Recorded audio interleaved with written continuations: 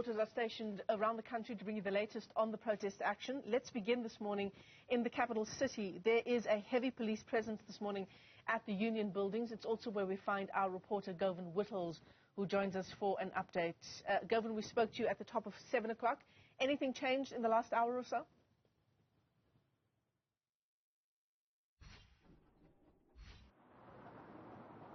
Things just seem to be getting busier here in the capital city, Michelle, and not in terms of the protest action by the EFF. Instead, looks like people are going about their business freely and that the police are facilitating a quiet environment.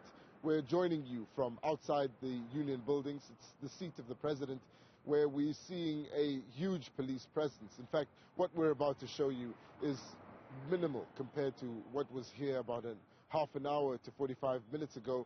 The police held a mini parade. We understand they've been dispersed across the city, where they'll keep their eyes on different flashpoints where they're expecting gatherings of the EFF.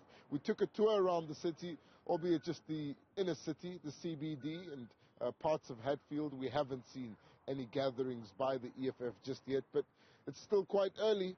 And what we're expecting in Pretoria is the culmination of the national shutdown, which probably means that towards the end of the day, we'll likely see hundreds, thousands of people gathering here at the Union buildings, which includes the leadership of the EFF, its president, Julius Malema.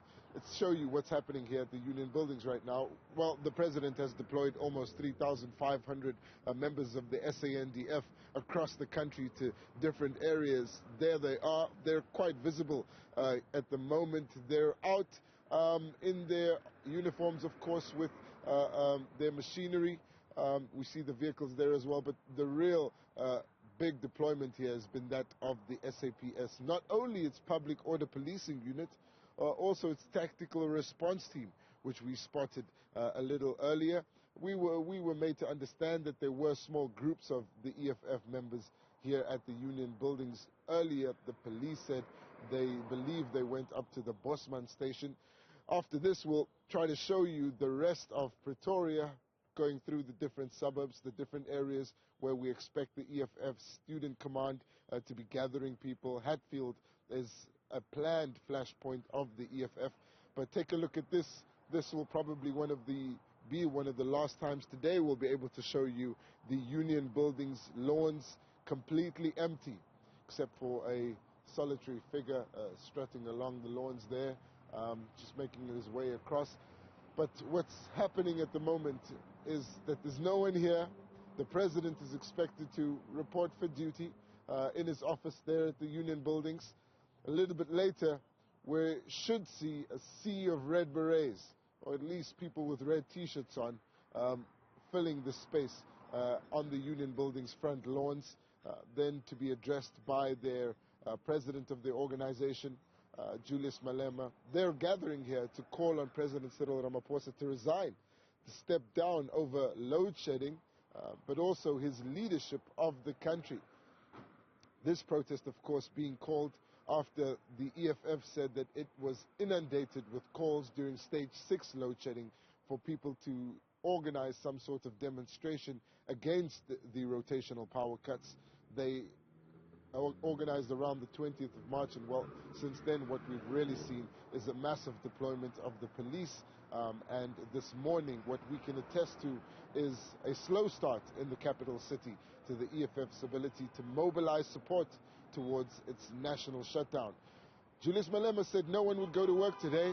Well, here in the capital city, people are going to work. The taxis are not being stopped from driving on any of the routes coming into the city. We've established that even from Mamelodi, even Attridgeville, Mabopane, Garankuwa, Soshanguve, the roads are open. People are coming into the city. People who want to go to work are able to do so. And we'll take a closer look at the universities a little later on to see whether the EFF Student Command has been able to shut them down. Govan, the stakes are incredibly high for today's shutdown. From the part of the EFF and Julius Malema himself, what will it mean if the shutdown doesn't happen in the way that it's being envisioned? And then, of course, for police and for government, so as to prevent a repeat of the 2021 riots on both sides here of the divide, the stakes are incredibly high.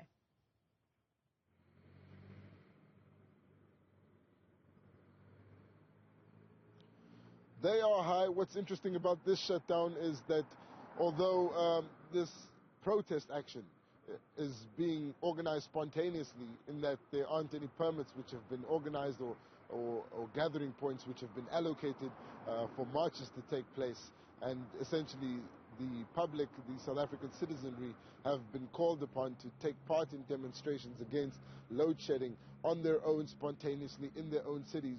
What's happened in the last few weeks, and particularly the last few days leading up to today, is that this demonstration has been billed as an EFF gathering, and it, aside from SAFTU and the PAC, which we know about, and a handful of other organizations such as ARETA, that's the African Radical Economic Transformation Association or Alliance. It's led by Carl Niehaus.